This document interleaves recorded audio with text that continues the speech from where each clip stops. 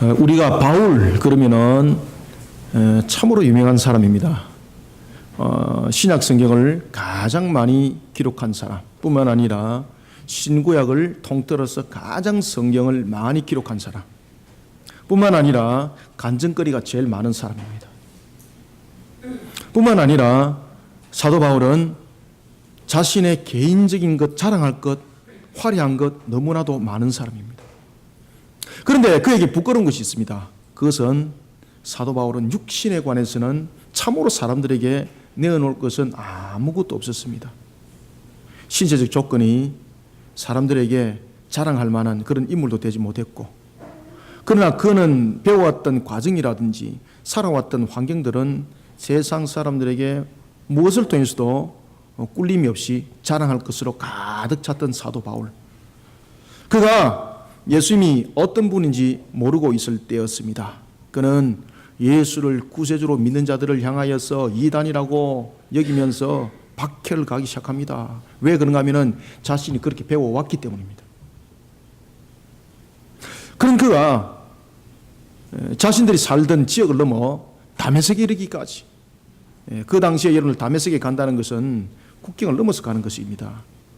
군사적인 것으로는 갈 수는 없지만은 그 당시에 종교적인 정명성은 가지고 있으면은 언제든지 신앙의 종교적인 권리 행사를 할 수가 있었습니다. 그래서 그는 다메섹에 가기 전에 먼저 유대 공예로부터 다메섹으로 가서 저 불신자들을 붙잡아 와서 징계를 7일을 가하도록 결정하는 그 공문을 가지고 그는 다메섹에 갔던 겁니다. 의기양양하면서 다메섹에 갔습니다. 혈기가 왕성하여 다메섹에 갔습니다. 그런데 그 다메섹에서 놀라운 일이 일어나게 됩니다. 어떤 일이 일어나게 되는가 하면은 그가 이단으로 여겼던 예수, 어찌 사람이 스스로 하나님이라고 말할 수가 있는가라고 말했던 그 예수가 바로 하나님이라는 사실을 그가 다메섹에서 알게 되는 겁니다. 충격을 받습니다. 자신이 평생 배워왔고 자신이 평생 알던 것과는 완전히 다른 방향의 사건이 터진 겁니다. 하늘로부터 강력한 빛이 임하게 되고, 그리고 그 강력한 빛에 의해서 그 빛 속에서 들려지는 음성이 하나님의 음성이었는데 그가 바로 예수님이었습니다. 바울아 바울아 어찌 너가 나를 박해하느냐. 사도 바울은 충격을 받습니다. 충격받을 뿐만 아니라 하나님 앞에 자신이 바르지 못한 그 신앙의 관점 속에 자신이 행한 것은 오직 죄뿐이라는 것만 알고 그가 통한에 눈물을 흘립니다. 온몸이 쪼그라들 정도로 통한에 눈물을 흘리면서 회개를 하며 사도 바울은 그 다메섹에서 새롭게 태어나게 됩니다.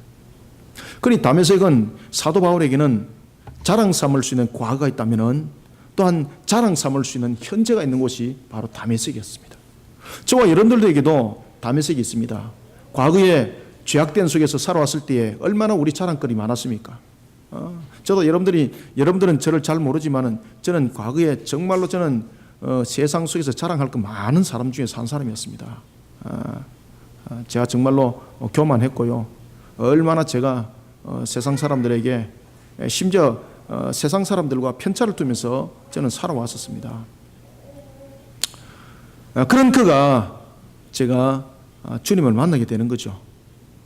저는 초등학교 때에 새벽에 주님께서 저를 깨워서 교회로 인도했고, 그리고 청년이 되어서 주님께서 저를 완전히 아장내어서 교회로 인도했습니다. 저에게는 참으로 과거와 현재가 갈라지는 명확한 다메섹이 있었습니다. 얼마나 제가 짓밟힌지 모릅니다.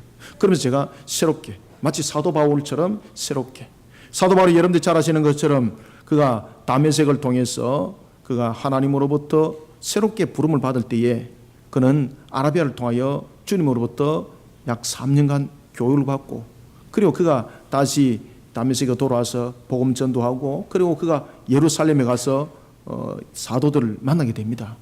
이런 환경들, 저도 그런 비슷한 경우를 제가 겪은 것 같습니다.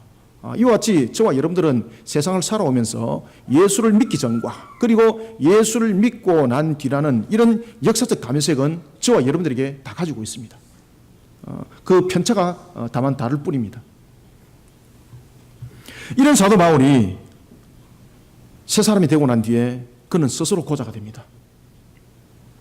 그는 스스로 고자의 길을 걸으면서 자신의 전 인생을 복음을 알리는 일에 자신의 생명을 내어놓게 됩니다. 그런 그가 세 차례에 거쳐서 세계 전도 여행을 떠나게 됩니다. AD 49년경이었습니다.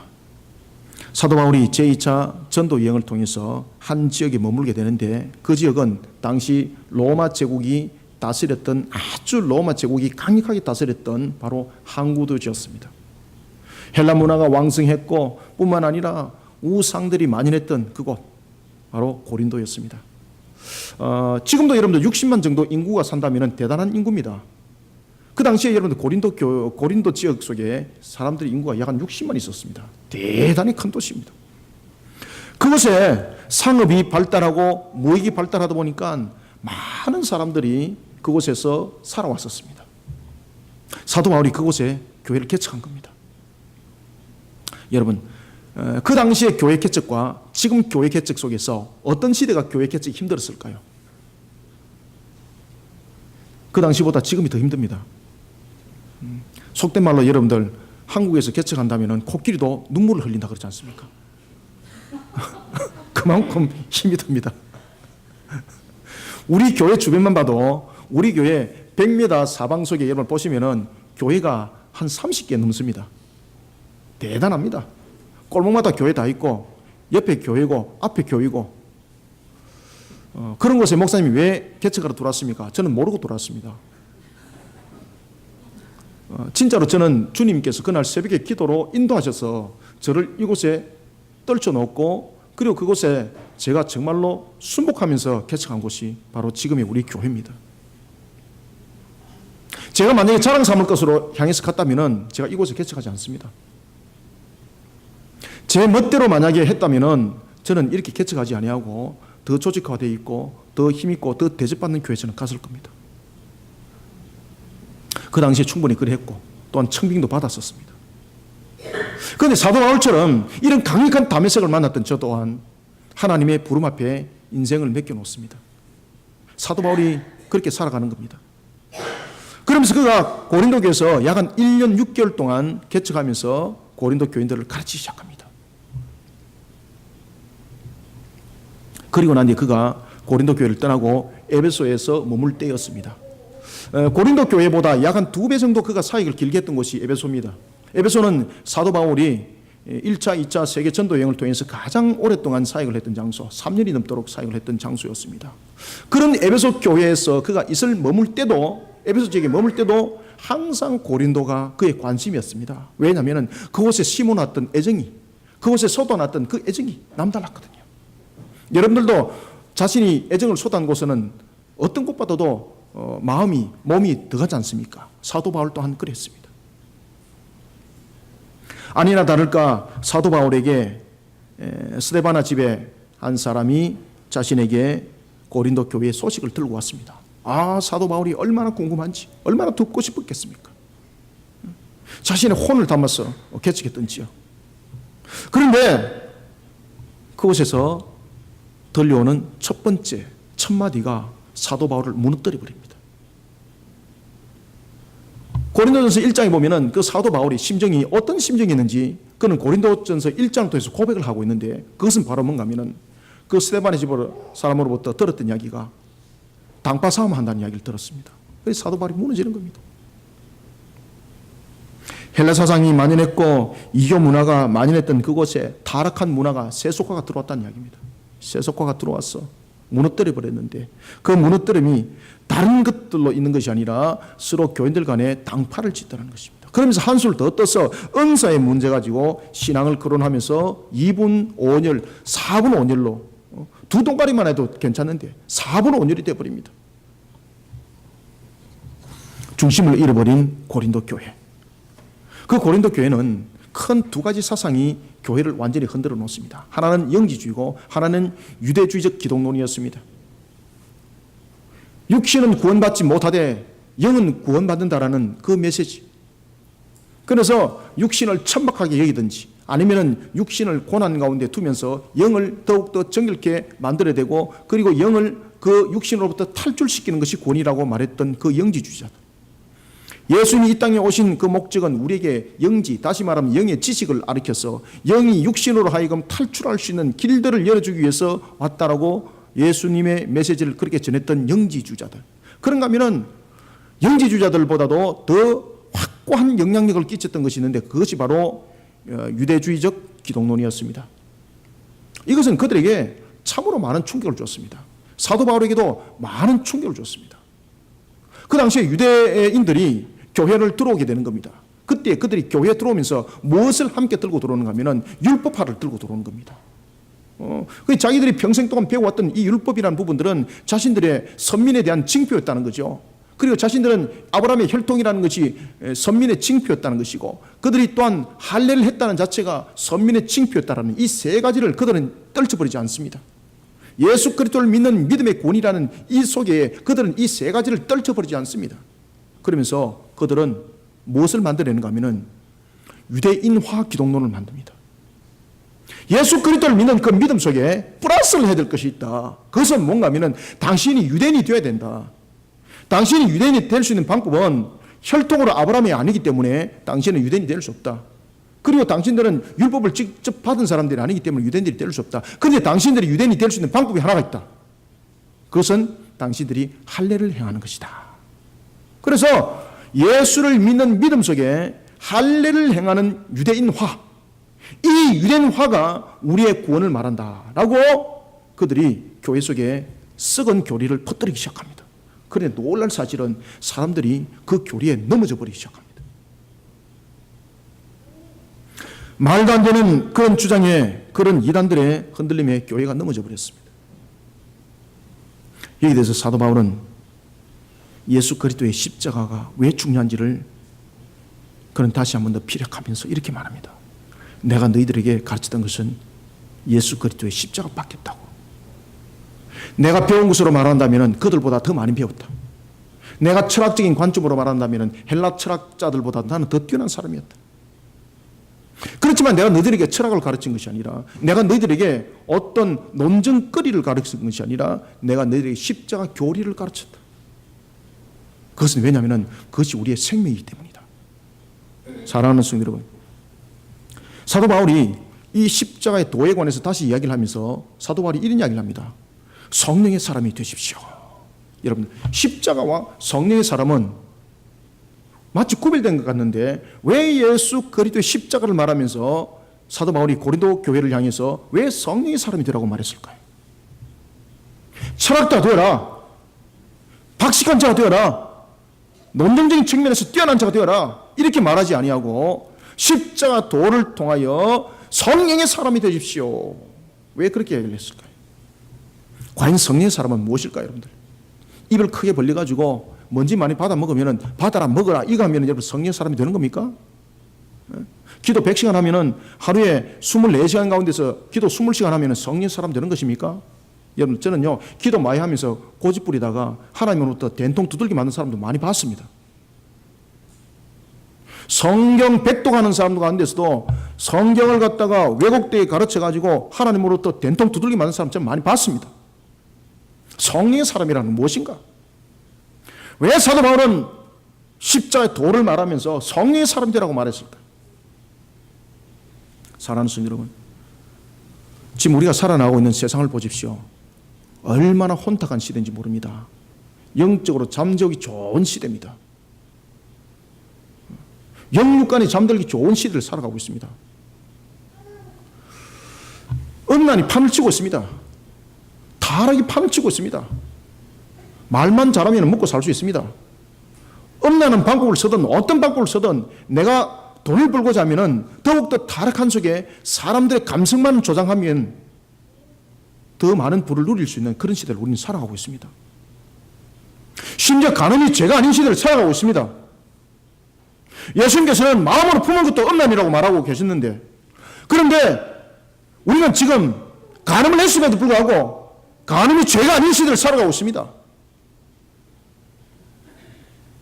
이런 혼탁한 시대, 신앙이 세속화되어 버리고 있는 이런 시대,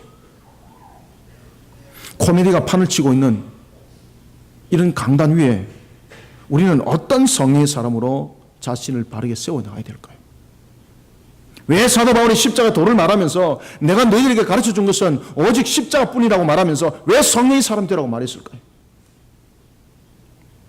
우리는 혼탁한 이 시대에 어떻게 우리는 성령의 사람이 되어야 되는가 하면 세 가지 방향에서 우리는 성령의 사람이 되어야 합니다. 먼저 우리가 1절을 한번 읽어봅시다. 시작.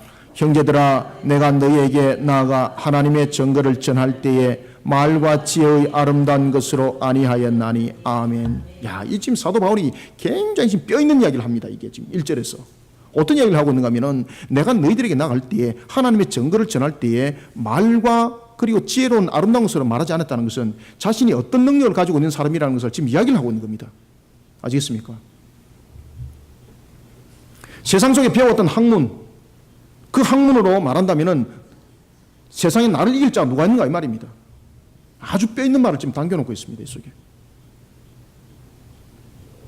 그러면서 사도 바울이 무슨 이야기를 하는가 하면은 내가 너희들에게 나아갈 때에 너희들에게 증거할 때에 나는 말과 지혜의 아름다운 것을 안 했다는 것이요. 이게 무엇입니까? 세상 속에서 자기가 가지고 있는 능력입니다. 그런데 세상 속에서 내가 가지고 있는 능력도 두 가지로 갈라집니다. 하나는 하나님께서 주신 능력이 있고 또 하나는 세속에 대한 능력이 있습니다.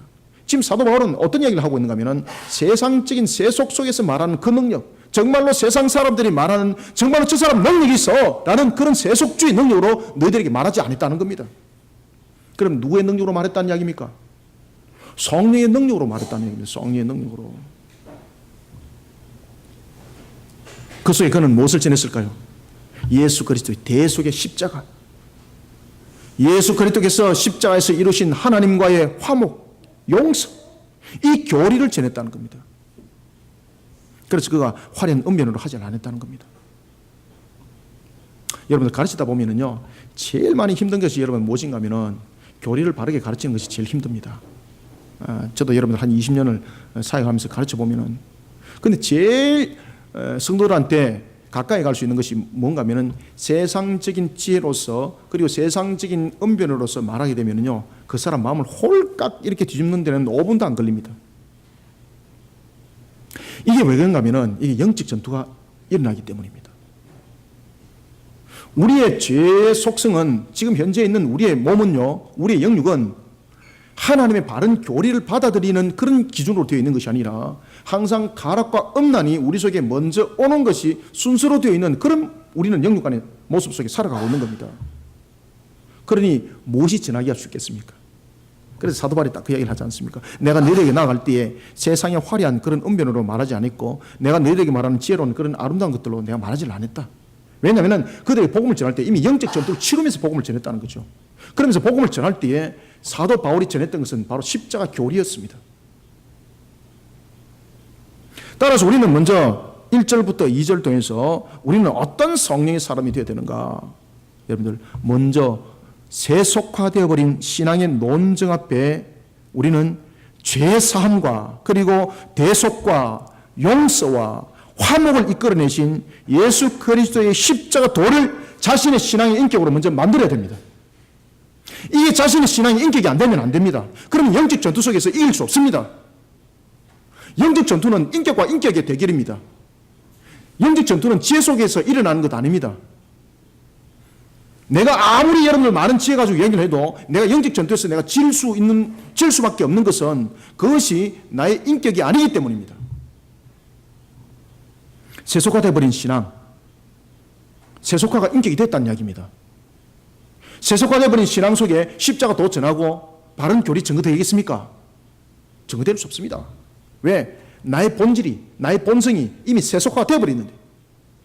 따라서 제일 먼저 우리에게 필요한 것은 뭔가 하면 세속화되어 버린 그 신앙의 논증 앞에 우리가 죄사함과 그리고 또한 대속과 용서와 화목의 십자가를 전하기 위해서 내가 먼저 십자가의 도를 가진 신앙의 인격이 만들어져야 합니다.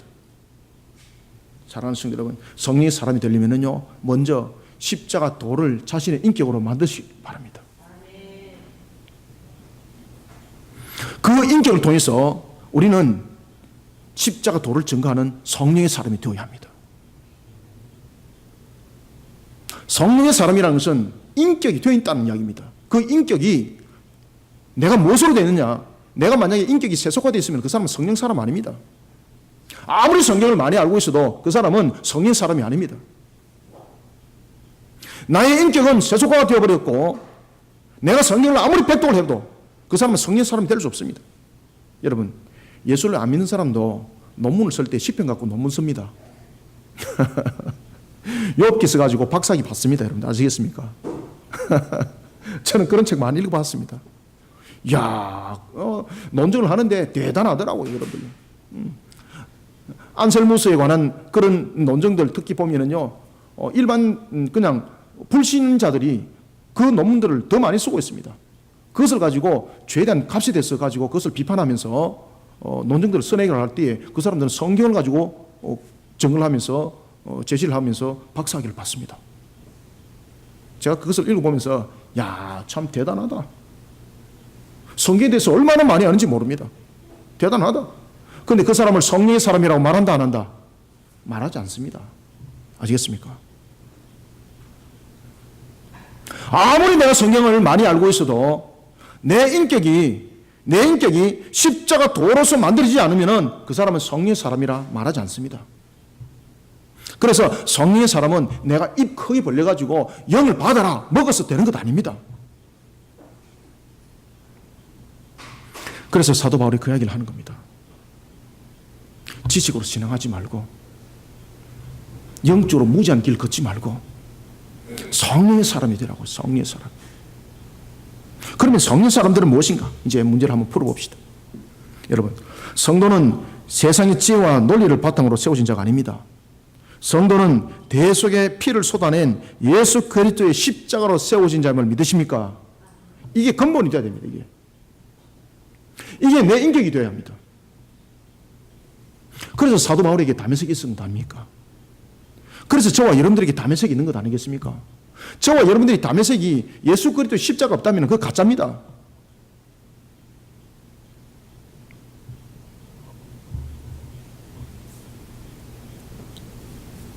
저도 한때 참 복음에 미쳐가지고 밥술만 뜨면은 제가 복음 전하러 갔습니다. 한 30년 전에는요, 밥술만 놓으면은 제가 복음 전하러 갔습니다. 제가 지금처럼 이런 무더울 때 우리 아이들 학교 안 다닐 때 제가 전화해서 다 불러냈습니다. 혼자니까 또 힘들잖아요. 더위에 있을 때. 그래서 우리 집 사람 불러내고 우리 딸아이 우리 아들 불러내고 그래가지고 입에 하드 하나씩 또 꽂아놓고 저와 같이 시장 바닥에 전도를 다녔습니다. 그래서 제가 그랬습니다. 아버지 하는 거 보라고. 보고 그대로 따라하라고. 제가 여러분들 담에색에서 정말로 십자가로 나의 인격이 안 세워졌으면 내가 그 짓 하겠습니까? 못합니다. 여러분. 부끄러워서 못합니다. 쑥스러워서 못합니다. 여러분들 아시겠습니까? 나의 인격이 십자가로 되어버리니까요, 부끄러움이 없는 거예요. 얼마나 기쁜지 막. 야, 이 사실을 저 사람들한테 전해야 되는데. 사도 바울이 고린도 교회에서 1년 6개월 동안 사역을 할 때에 사도 바울은 이런 이야기를 합니다. 나는 예수 그리스도와 그가 십자가에 못 박힌 것 외에는 너희들에게 아무것도 안 전했다고. 자신의 인격을 전했다는 거죠. 아시겠습니까?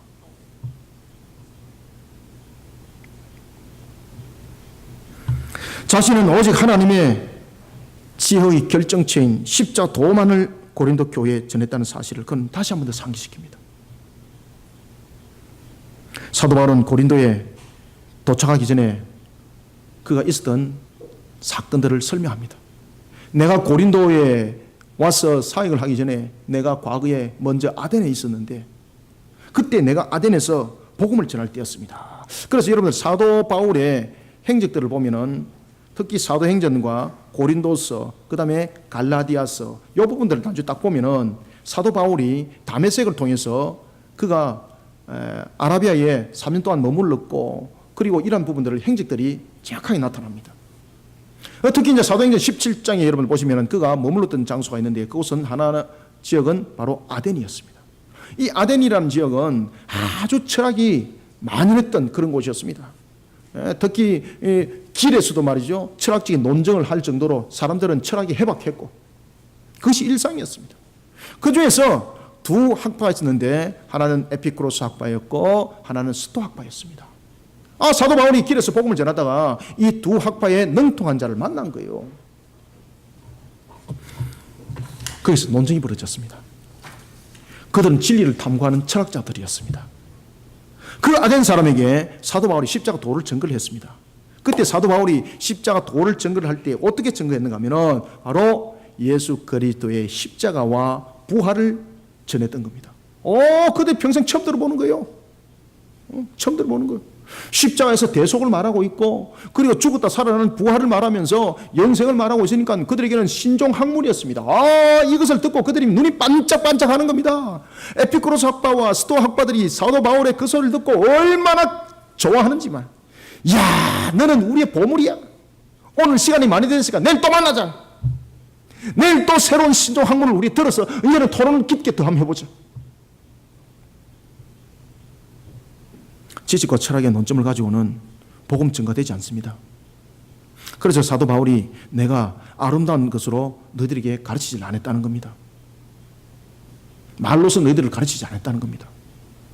너희들을 가르칠 때 내가 오직 전했던 것은 십자가 예수 그리스도에 못 박힌 것 외에는 안 가르쳤다는 겁니다. 이것은 무엇을 말하고 있는가 하면 자신이 다메섹에 만났던 그 주님을, 그 신앙의 인격 속에 담겼던 그 주님을 가르쳤다는 겁니다. 자신이 그런 성령의 사람이었다는 겁니다. 그러니 너희들도 이와 같은 성령의 사람이 되지 않고는 너희들이 온전하게 십자가에 대해서 알 수가 없다는 겁니다. 그래서 우리가 주님을 만나는 것이 참으로 중요합니다. 우리는 신앙 속에서 주님을 만나야 합니다.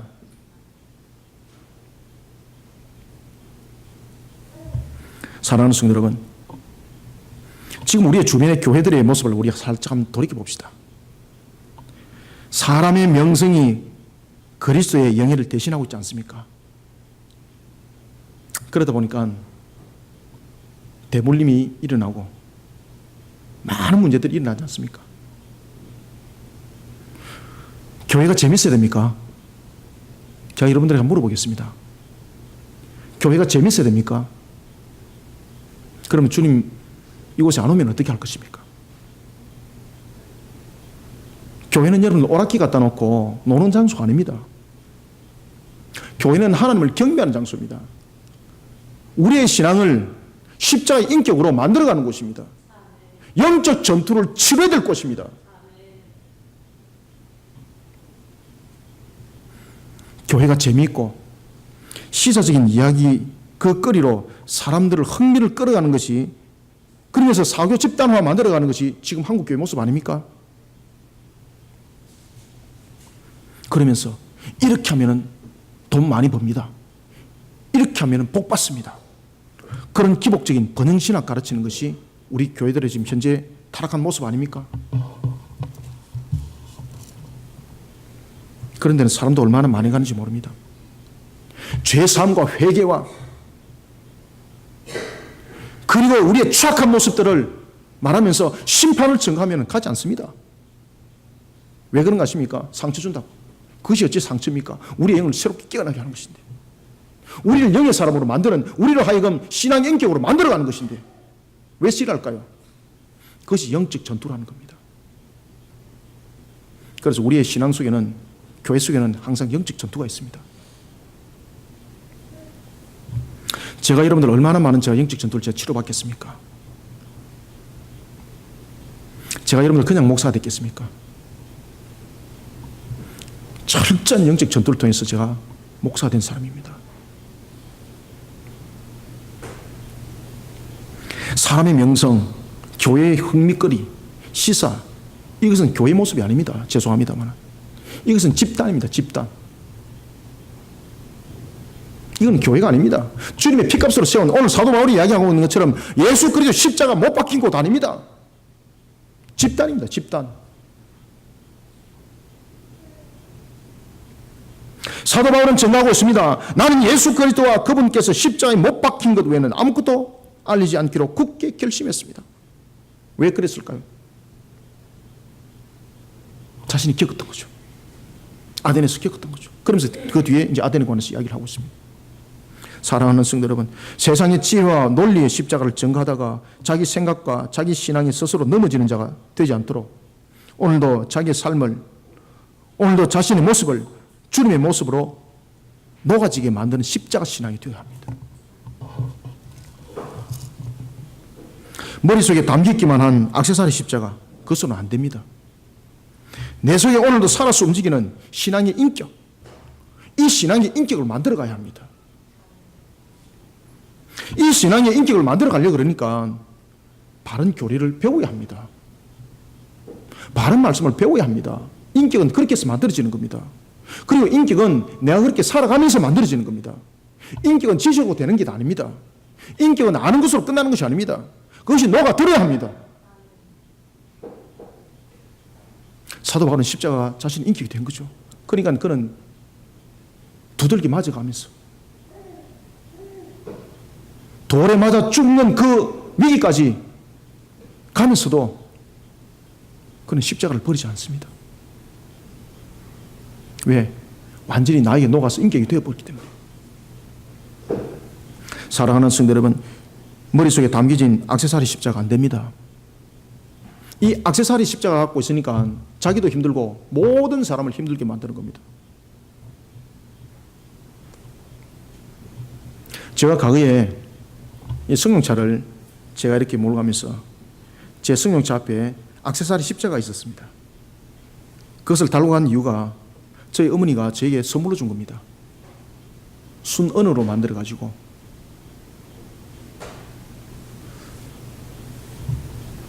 그래서 십자가를 제가 승용차에 이렇게 빛을 내서 갔습니다.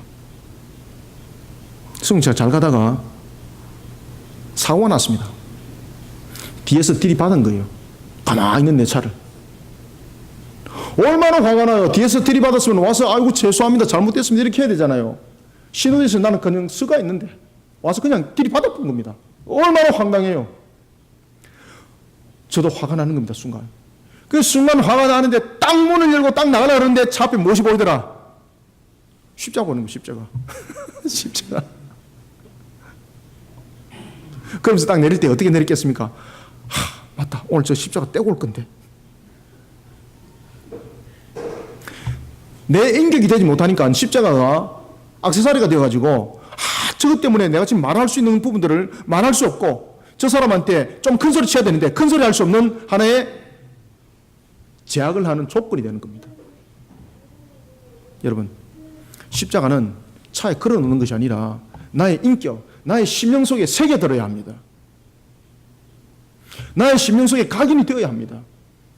이런 십자가로 나를 세워 나가야만이 오늘도 이것이 나의 인격이 되고 그리고 살아있는 신앙이 되어서 세상 사람들에게 정말로 살아있는 십자가의 도를 바르게 전가할 수가 있는 겁니다. 오늘도 머릿속에 담겨있는 액세서리 십자가 아니라 내 속에 오늘도 살아서 움직이는 신앙의 인격을 담은 십자가로 세상을 향하여 전가하는 우리 모두가 되기를 소망합니다. 그 다음에는 두 번째 우리가 3절을 읽겠습니다. 시작. 내가 너희 가운데 그할 때에 약하고 두려워하고 심히 떨었노라. 아멘. 두 번째는 여러분들요, 우리의 모습들 가운데서 어떤 성령의 사람이 되는가 하면 두렵고 떨리는 마음이 있어야 됩니다. 여러분들, 오늘도 내가 주님 앞에 섰는데, 주님 말씀 앞에 섰는데 두렵고 떨림이 없습니까? 그럼 이거 조심하셔야 됩니다. 오늘도 주님 앞에, 주님의 십자가 앞에 내가 두렵고 떨림이 없다. 하나님의 말씀 앞에 내가 두렵고 떨림이 없다. 조심하셔야 됩니다. 두렵고 떨림 없는 가운데 그 다음에 일어나는 상황은 뭔가 하면은 내라는 것이 등장하게 되고 그 다음에 그 말씀을 엎어버리게 되는 겁니다. 그래서 우리에게는 너무나도 중요한 것은 어떤 성령의 사람이 되어야 되는가. 두 번째는요, 두렵고 떨릴 줄 아는 성령의 사람이 되어야 됩니다. 무엇 앞에? 하나님 앞에, 하나님 앞에, 하나님 앞에. 따라서 우리는 두 번째, 항상 하나님 앞에 두렵고 떨리는 신앙의 자세로 자신이 원하는 신앙을 말하는 자가 아니라 주님께서 이루신 십자가 도를 바르게 전가하는 우직한 성령의 사람들이 되시기를 소망합니다. 사도 바울은 결코 소심하거나 겁이 많은 사람이 아니었습니다. 그의 모습을 보십시오. 그리스도의 복음을 전하기 위해서 죽기를 각오한 사람 아닙니까? 그럼에도 불구하고 그가 항상 두렵고 떨린 것이 있었습니다. 십자가 복음 앞에서 말입니다. 그가 이야기를 하는 겁니다. 아덴에서 그가 철학적으로 접근 방법을 통해서 전도를 했을 때에 사도 바울은 수단과 방법이 바로 철학이었습니다.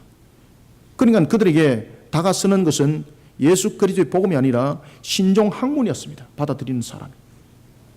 성령의 역사가 안 일어나는 거죠. 사도 바울은 말합니다. 심히 떨어노라. 심히 떨어노라. 왜 사도 바울이 이 고백을 했을까요? 여기서 말하면 심히 떨어노라는 것은 내가 복음을 잘못 전함으로 인해서, 내가 복음을 바르게 전하지 못함으로써 나에게 돌아오는 중한 책임감을 느꼈다는 겁니다. 여러분, 특히 3절에서 등장하는 심이라는 단어는 약하고 두렵다는, 떨렸다라는 그 수건을 가지고 있는 형용사입니다. 이것은 사도 바울이 심적 상태가 아주 위축되어 있다는 이야기입니다. 아덴에서 철학적 접근 방법을 통해서 그가 전도했을 때에 그는 이런 심적 위축감을 느끼지 못했습니다. 그런데 이런 사도 바울이 고린도 지역에서 복음을 전할 때에 자신을 알게 된 겁니다. 그러면서 사도 바울은 이렇게 말합니다. 내가 너희 가운데 거할 때에 약하고 두려워하고 심히 떨었노라. 아멘. 여러분, 사도 바울은 약한 사람이 아닙니다. 돌에 맞아 죽어도 여러분들 일어났던 사람입니다. 심한 고통 속에 핍박을 받아도 그는 견디면서 나아갔던 사람입니다. 어찌 약하다 말할 수가 있습니까? 그는 약한 사람이 아닙니다. 그런데 그가 어디 앞에서 약했는가? 누구 앞에서 두였는가? 바로 십자가 복음 앞에서. 십자가 복음 앞에서. 나는 항상 가치없는 존재였습니다. 나는 십자가 복음 앞에서 항상 약하고, 그리고 나는 두려웠습니다. 오늘도 내가 십자가를 바르게 증거하지 못하면, 내가 바르게 증거하지 못하면 이 속에서 나타나는 역효과, 너무나도 두려웠습니다. 그런데 이런 두려움을 가지고 있는 자는 성령의 사람입니다. 이 두려움이 강함으로 나타나게 성령께서 역사합니다. 그래서 여러분들은요, 저와 여러분들은 항상 우리가 주님 앞에 두렵고 떨리는 마음이 있어야 합니다.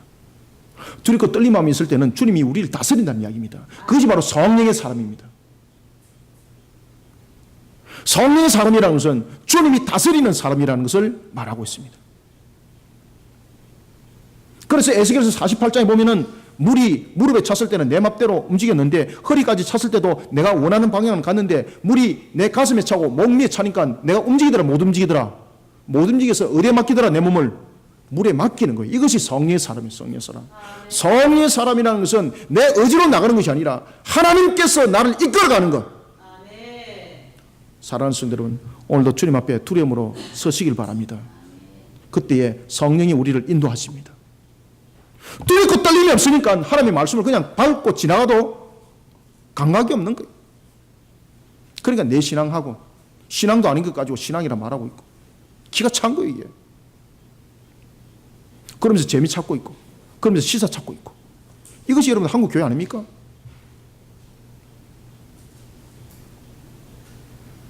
사도 바울은 말합니다. 십자가 복음 앞에 항상 나는 약하고 두려운 그리고 심히 떨리는 존재였습니다. 사도 바울은 십자가 복음 앞에 자신을 겸손히 내려놓았습니다. 여러분, 사도 바울은 사람 앞에 지금 떨고 있는 것이 아닙니다. 자신이 심히 떨어노라는 것은 사람 앞에 두려워서 떠는 것이 아니었습니다. 야, 이거 복권 걸렸는데 이제 하나만 남았습니다. 번호 앞에 다 맞았습니다. 이제 뒤에 것만 하나 맞으면 됩니다. 이렇게 해서 심히 떠는 건 아닙니다. 사도 바울은. 사도 바울은 그런 거 근처도 안 갔습니다. 여러분들. 그는 십자가 복음 앞에 떨고 있었습니다. 왜 그랬을까요? 두렵기 때문입니다. 여러분, 우리가 종교개혁의 2세대를 우리가 칼빈의 종교개혁 2세대라고 말하면서 그를 또한 우리가 위대한 종교개혁자라고 말하고 있습니다. 우리가 루트가 1517년 10월 31일 날 비텐베르크의 95개 항을 못을 박으면서 그가 질문을 합니다. 성경에 관해서 질문을 합니다. 그 내용은 바로 면죄부에 관한 내용들이 대부분이었습니다. 칼빈은 그것을 보고 자랐던 겁니다. 그랬던 칼빈은 이단과 비진리 앞에서는 아주 단호했습니다. 아주 단호했습니다. 냉철할 정도로. 여러분들 칼빈 얼굴 보십시오. 코 보십시오. 얼마나 칼같습니까? 아주 찬바람이 지나가도 그냥 바람이 그냥 착 쪼개질 정도로. 그런데 칼빈은요, 따뜻한 사람입니다. 아시겠습니까? 그는 비진리와 그리고 이단 앞에서는 칼날이었지만은 그는 강단에 오를 때는 항상 따뜻한 사람이었습니다. 그는 강단에 오를 때 항상 기도하면서 이렇게 기도합니다. 하나님, 두렵고 떨립습니다. 저를 도와주십시오. 그는 강단에 오를 때는 언제나 두렵고 떨리는 마음으로 하나님의 도우심을 구하는 마음이 따뜻한 사람이었습니다. 하나님, 저를 도와주십시오. 사랑하는 성도 여러분, 바울의 떨림은 죄인이 거룩한 하나님의 말씀 앞에 내가 그 말씀을 바르게 전가하지 못했을 때에 나는 어떤 모습이 될까라는 것에 대해서 그는 두렵고 떨렸던 겁니다. 저도 오늘 새벽 기도를 드리면서 하나님, 이 고린도전서의 말씀을 참으로 두렵고 떨리는 마음으로 이 말씀을 전가할 때 성령님 나의 입술을 주관하여 주셨어. 종의 입술을 통해서 전거되어진 말씀이 이 한 날에서는 금의 말씀이 되게 하시고 혼과 육과 골수를 찔러 쪼겠어. 우리 성도들에게 신앙의 인격화가 만들어지는 하나님의 능력으로 나타날 수 있는 역사 이렇게 세워주옵소서. 제가 이렇게 기도하고 올랐습니다. 두렵고 떨리는 마음으로 말입니다. 자신이 강하게 느껴지고 말씀에 대해서 두려움이 느껴지지 않을 때는 십자가 복음을 힘있게 전할 수 없습니다. 왜냐하면 성령께서 그를 도우지 않기 때문입니다. 그저 힘들 뿐입니다. 그저 웅변을 할 뿐입니다. 자기 자랑을 할 뿐입니다. 복음의 빚진 자의 모습은 자기의 능력에 의지하지 않습니다. 떨리는 마음으로 하나님의 능력에 의지하게 되어 있습니다. 세상의 풍물을 따라서 신앙을 말하는 썩은 것에 종노릇 해서는 안 됩니다. 십자가의 도를 바르게 전가하는 일에 우리는 겸손해질 뿐만 아니라 세상 사람들이 말하는 미련하다고 어리석다라고 말하는 그 십자가 앞에 우리는 떨리는 모습으로, 겸손한 모습으로 오늘도 우리는 하나님의 은혜를 구해야 됩니다. 하나님 도와주십시오. 두렵고 떨립니다. 하나님 도와주십시오. 오늘 이런 자세로 십자가의 도를 바르게 증거하는 성령의 사람들이 되기를 축원합니다. 그러면 세 번째, 우리가 어떻게 성령의 사람이 되야 되는가? 4절을 읽습니다. 시작. 내 말과 내 전도함이 설득력 있는 지의 말로 하지 아니하고 다만 성령의 나타나심과 능력으로 하여. 아멘. 성령의 나타나심과 능력이라고 말하고 있습니다. 자신의 능력을 앞서면 안 된다는 이야기입니다. 따라서 우리는 마지막으로 4절부터 5절을 통해서 자신의 능력을 앞세워 신앙 간증하지 마십시오.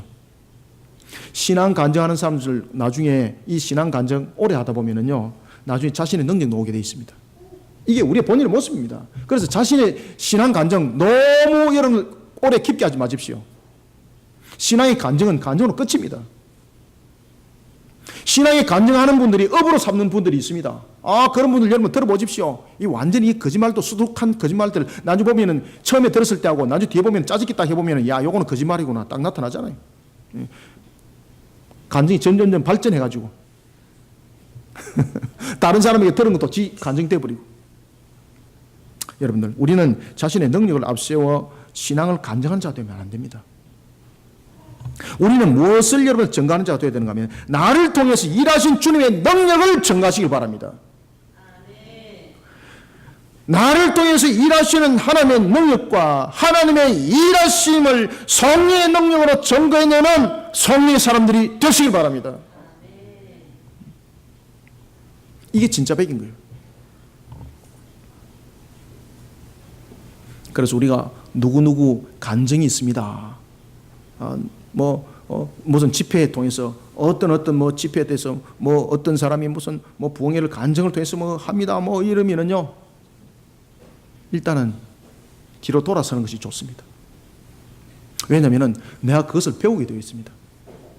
우리는 너무나도 중요한 것은 자신의 능력을 앞세워서 신앙의 간증을 통해서 무언가를 일궜던 것을 자랑하기보다는 항상 나를 통해서 일하신 주님의 능력을 말하고 주님의 일하심을 말하는 성령의 능력으로 증거하는 성령의 사람, 바로 사도 바울 같은 이런 사람이 되어야 합니다. 인위적인 설득과 웅변, 그리고 합리적 철학적 관점의 접근, 그 접근을 통해서 복음을 전하는 것은 말의 화려함은 있을지 몰라도 성령의 나타남과 성령의 능력은 그와 절대 함께하지 않습니다. 사도 바울은 아덴에서 이것을 철저하게 경험했습니다. 바울은 고린도 교회를 향해서 복음 전거의 주체자는 자신이 아니라 바로 성령이라고 말하고 있습니다.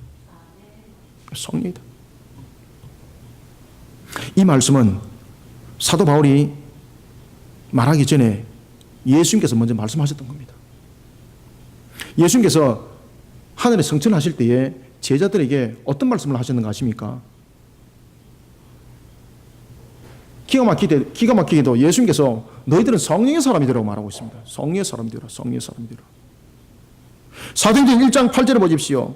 예수님께서는 하늘로 성천하기 전에 제자들에게 이런 말씀을 하십니다. 오직 성령이 너희들에게 임하시며, 이게 뭡니까? 성령의 사람이, 성령의 다스림 사람이 되라는 거예요. 내가 알고 있는 지식의 신앙이 아니라, 내가 지금까지 알고 있던 유대주의적 그런 기독론이 아니라, 오늘도 성령께서, 이 성령의 사람이 되기 위해서는 저와 여러분들 자체가 예수 그리스도의 십자가의 그 도를, 그 복음을 믿음으로 가슴에 안고 주님이 나를 완전히 녹여서 주님의 사람으로 만들어 주님이 서시기에 합당한 방향으로 나아가는 것이 바로 성령이 임하는 것입니다. 우리는 무슨 성령이 임하면은 자신이 무슨 능력을 받는 것으로서 성령에 나에게 임하여 주옵소서 이래가지고 자신이 능력 가지고, 여러분들 그런 능력 가지고 장사해 먹다가 귀신이 그에게 오히려 도져서 그가 귀신의 종로를 하고 있는 것이 사도행전에 나타나고 있습니다. 성령이 임하여 너희들에게, 성령이 너희에게 임하면 너희가 권능을 받고 라고 말하고 있습니다. 먼저 영적 전투를 바르게 치르라는 이야기입니다. 영적 전투인 복음 전도 사역은 말의 재주나 세상의 지혜로 되는 것이 아니라는 겁니다. 예수님께서 이미 가르쳐 주셨습니다. 성령의 사람이 되라는 이야기입니다. 성령의 사람. 그래서 성령이 너희들에게 임하면은 너희가 권능을 받아라는 것, 성령의 사람이 되라는 이야기입니다. 그 능력을 받아서 너희들이 그 능력을 활용하라는 것이 아닙니다. 너희들은 그저 그 능력을 통해서 하나님의 일하심이 나타날 뿐이라는 겁니다. 그래서 우리는 성령의 사람이라는 것은 나의 간증을 자랑하는 것 아닙니다. 나를 통해서 일하시는 하나님이 나타나야 되는 것이고, 그리고 나를 통해서 나타나는 주님의 능력이 나타나야 되는 것이지, 나의 간증이 우선이 되고 나의 간증이 전부가 되는 그런 모습이 아닌 것입니다.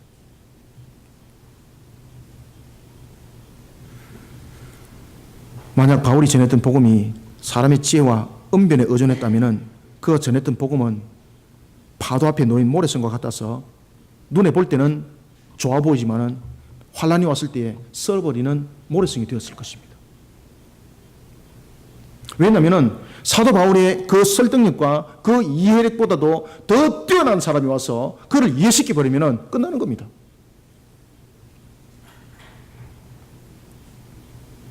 사도 바울은 고백합니다. 나는 복음 전거를 성령의 나타나심과 능력으로 하였습니다. 성령의 나타남은 바울이 전가하는 복음의 드나미스, 다이나마이트 같은 그런 폭발력이 일어났다는 것입니다. 그것이 바로 성령의 능력이었습니다. 자신이 상상하지도 못했습니다. 자신이 신앙의 인격으로 세워지고, 그리고 또한 자신의 모습 속에 정말로 두렵고 떨리는 마음으로 주님 복음 앞에 섰을 때에 성령께서 이 복음을 전할 수 있는 능력을 줬는데, 내가 주 예수 그리스도를 믿으라고 내 지식으로 전했을 때는 꼼짝도 하지 않았던 사람이 두 주님의 앞에 두렵고 떨리는 마음으로 내가 성령의 도움을 구하면서 주 예수 그리스도를 믿으라 그러니까 놀랄 사실이, 동일한 내용인데 놀랄 사실이 일어나더라는 것입니다. 성령께서 그를 뒤집어 사도 바울이 이것을 본 겁니다. 그러니 사도 바울이 그 이야기를 하는 겁니다. 내가 고린도에 있을 때에 너희들에게 두렵고 떨린 마음으로 내가 복음을 전한 것 무엇인가? 바로 성령의 사람이 되어야 된다. 성령이 나타나면 사람들로 하여금 십자가 복음을 통해서 회개의 눈물을 흘리게 했습니다. 사도행전 보십시오. 성령의 사람이 되었던 베드로 3,000명, 5,000명을 회개시키는 역사, 자신의 능력이 아니었습니다. 누가 그를 회개시켰습니까? 성령께서 아시겠습니까? 그래서 성령의 사람이라는 것은 나의 간증을 말하는 것이 아닙니다. 나의 간증을 자랑하는 것도 아닙니다. 하나님의 일하심이 나타나야 되는 것이고 하나님의 능력이 나타나야 되는 것이 바로 성령의 사람의 모습입니다. 그러기 위해서는 우리가 무엇보다도 두렵고 떨리는 마음으로, 내가 복음 앞에 두렵고 떨리는 마음으로, 하나님의 말씀 앞에 두렵고 떨리는 마음으로, 십자가 앞에 두렵고 떨리는 마음으로 나의 모습이 바르게 세워져야 합니다. 성령의 나타남, 귀신이 나타난 것과 다릅니다. 성령의 나타남은 자신이 죄인임을 진정으로 깨닫게 하는 겁니다. 성령이 나타나면 바로 우리로 하여금 죄사함과 회개가 있는데 그 속에 어찌 여러분 죄인의 고백이 안 일어나겠습니까? 이것이 성령의 나타남입니다. 성령의 나타남이 있는 곳에는 항상 죄사함이 있습니다. 성령의 나타남이 있는 곳은 항상 회개함이 있습니다. 그래서 우리가 1907년에 평양에 100만인의 대구령운동이 일어났을 때에 성령운동이 일어났지 않습니까? 대회개운동이 일어났지 않습니까? 돈보따리가 하늘에서 내려왔습니까? 갑자기 하늘에서 살포대가 떨어졌습니까? 아닙니다. 대회개운동이 일어났던 것입니다. 성령의 나타남이 바로 그런 것이었습니다. 성령의 나타남 속에 회개함이 없다면 이 가짜입니다. 만약에 회개함이 없고 죄사함이 없고 나의 신앙의 양심에 찔림이 없다면 성령의 나타남이 아닙니다. 단호합니다. 저는 성령의 나타남은 이러한 우리의 회개함을 통해서 우리의 삶을 변화시켜 버립니다. 이것이 성령의 나타남과 성령의 능력입니다. 1907년에 100만인의 대구령운동뿐만 아니라 그 전에 있었던 원산의 대복운동을 보십시오. 성령의 나타남이 일어나서 죄사함과 찔림이 있었습니다. 내가 가늠했습니다. 내가 다른 사람의 물건을 훔쳤습니다. 그러면서 그들에게는 어떤 모습이 나타났습니까? 그저 말로만 걸리는 것이 아니라 성령의 나타남이 나중에 성령의 능력으로 나타나는데 그 성령의 능력으로 나타나면 자신의 그 모습 속에 훔쳤던 것은 배로 갖고 그 자신의 그 잘못을 그 상대에 가서 빌고 이런 우리 삶의 변화로 나타났던 겁니다. 이것을 선교사들이 보고 그들이 각국의 전보를 칩니다. 이야, 사도행전의 역사가 이렇게 조선에서 일어나고 있습니다. 이 사도행전의 역사를 보기를 원하는 선교사들은 이 전보를 받는 즉시 조선이라는 나라로 오십시오. 이곳에 지금 현재 사도행전 29장이 서내려져 가고 있습니다. 여러분, 성령의 나타남은 우리에게 성령의 능력으로 함께 나타납니다. 우리의 죄사함과 우리의 회개 속에 있는 성령의 나타남 속에는 성령의 능력으로 우리의 삶을 변화시키게 되어 있습니다. 그래서 성령의 나타남과 성령의 능력은 함께 가야 되는 것입니다. 성령의 나타남은 있는데 성령의 능력이 안 나타난다. 이건 문제 심각한 겁니다. 이거 가짜죠. 인격이 안 됐다니, 인격이. 아시겠습니까? 저를 따라합니다. 우리는 성령의 나타남과 성령의 능력을 함께 된다. 아멘! 그래서 사도 바울이 그렇게 얘기를 하는 겁니다. 성령의 나타남과 그리고 성령의 무엇으로? 그렇죠. 성령의 능력으로 그렇게 했다. 성령의 나타남이 있으면 성령의 능력이 나타나야 되는데 이 성령의 능력은 우리의 삶의 변화 속에서 나타나는 겁니다. 그래서 이 성령의 능력은 우리의 의지와 함께 됩니다. 그저 성령께서 만들어주기만은 않습니다. 내가 음란했습니까? 그러면 성령의 나타남이 나를 통해서 이 음란이 죄라는 것을 깨닫게 했습니다. 이건 성령의 나타남입니다. 그럼 이 성령의 능력으로 나타나야 합니다. 성령의 능력으로 나타나기 위해서는 내가 다시는 음란을 저지르지 않겠다는 나의 의지가 함께 있어야 되는 겁니다. 그래서 성령의 능력은 나의 의지의 수반입니다. 그것을 우리는 성화라고 말하지 않습니까? 성령의 능력은 바로 우리의 성화를 말하고 있는 겁니다. 삶의 노원한 변화를 우리는 그렇게 이렇게 가면서 내 삶을 통해서 하나님의 일하심과 하나님의 능력을 이렇게 정리해내야 되는 겁니다.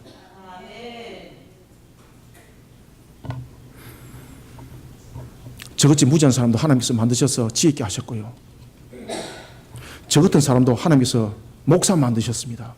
이 성령의 능력 아니면 안 됩니다. 그때에 나의 의지도 함께 수반이 되었다는 것입니다. 사랑하는 성도 여러분, 믿음은 사람의 지혜를 바탕으로 두지 않습니다. 십자가 동화 구원에 이르도록 은혜를 베푸시는 하나님의 능력이 있습니다. 스가랴서 4장 6절에 보면은 하나님의 거룩한 사역은 사람의 힘이나 사람의 능력이 아니라 오직 하나님의 영으로만 된다고 스가랴서 4장 6절은 우리에게 이미 가르쳐주고 있습니다. 하나님의 능력으로 말미암지 않고는 믿음은 허탄한 것에 불과합니다. 내 의지로는 아무것도 되는 것 없습니다. 오늘도 자신의 신앙 내 의지로 하면 안 됩니다. 제일 먼저 성령의 나타남이 있어야 합니다. 성령의 나타남은 우리의 회개와 함께 일어난다. 그런가 하면 성령의 능력으로 이어져야 합니다. 나의 의지가 그렇게 살기를 힘을 다해야 됩니다.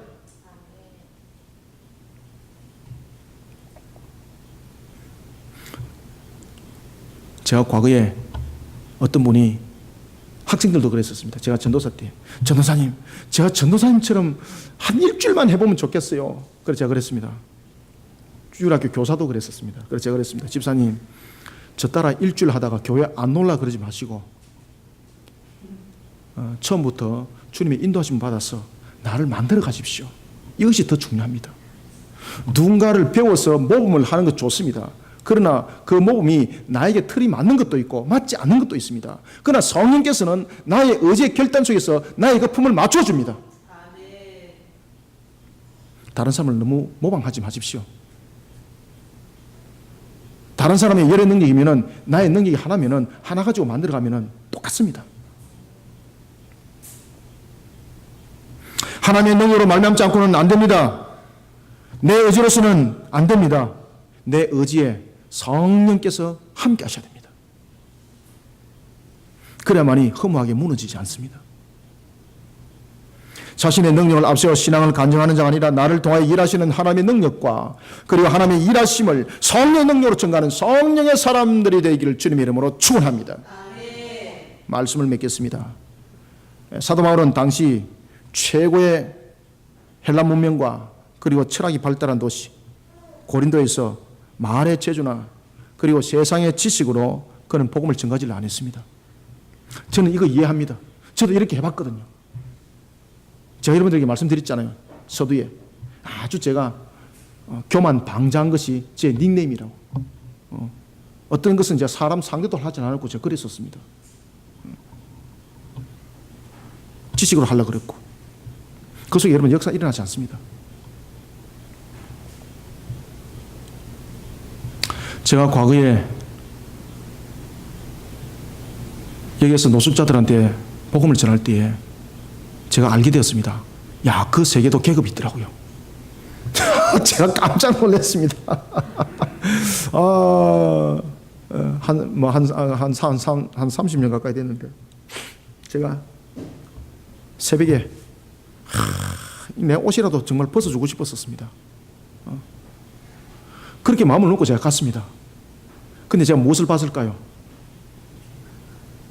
옷 팔아서 소주 먹는 거 봤습니다.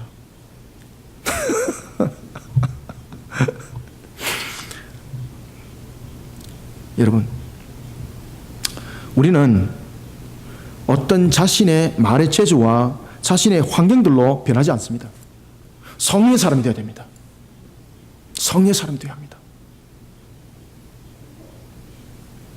우리의 복음의 증거도 마찬가지입니다. 뛰어난 지식과 세상적인 방법으로 되지 않습니다. 성령의 사람이 되어야 합니다. 예수 그리스도의 십자가 복음만으로 고린도 교회 사도 바울은 결실 열매 맺은 것 자신의 열매라고 말하지 않습니다. 누구의 열매라고 사도 바울은 고백하고 있습니까? 성령의 열매라고. 성령의 열매라고. 세상 사람들 볼 때는 미련하기 짝이 없는 예수 그리스도의 십자가 복음은 성령의 나타나심을 통해서 마치 두나미스, 다이너마이트처럼 폭발력을 가지게 되는 겁니다. 상상을 초월한 역사, 그 속에서 능력이 나타나는 겁니다. 사랑하는 성도 여러분, 우리는 하나님의 은혜로 십자가의 산 증인이 되었습니다. 세상 사람들이 미련하기 짝이 없다라고 말하는 그 십자가, 그 십자가를 부끄러워하는 자에게는 성령의 나타남이 없습니다. 바울처럼 세상 사람들 향해서 십자가로 당당하고 그리고 십자가로 담대하게 맞서는 성령의 사람이 됩시다. 오늘도 성령의 나타나심을 통하여 일하는 저와 여러분들이 되어 들어가도 복이 있고 나가도 복이 있는 우리 모든 성도들이 되시기를 주님의 이름으로 축원합니다. 살아계신 아버지 하나님, 주께서 오늘도 우리에게 은혜를 다해 주시고 하늘의 문을 열어주시니 감사합니다. 부족한 종의 입술을 통하여 증가하였습니다. 성령의 사람이 어찌 내 의지와 지식으로 만들어지겠습니까? 그저 주님 앞에 떨리는 모습으로 무릎 꿇고 은혜를 구할 뿐입니다. 하늘의 문을 열어주시고 이 시간에 우리를 녹여주옵소서. 우리의 인격을 녹여주시옵소서.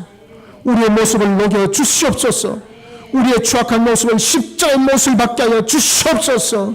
살아계신 하나님 아버지, 이 시간도 하늘의 문을 열어주셔서 우리 모든 성도들에게 신앙의 인격들을 만들어갈 뿐만 아니라 오늘도 두렵고 떨리는 마음으로 성령의 나타남과 그리고 성령의 능력으로 세상을 살아가게 도와주시옵소서. 오늘 주신 말씀이 우리 모든 성도들에게 알곡이 되게 하여 주시고 심령에 떨어진 밭으로 열매 맺는 성령의 열매 일어나게 하여 주옵소서.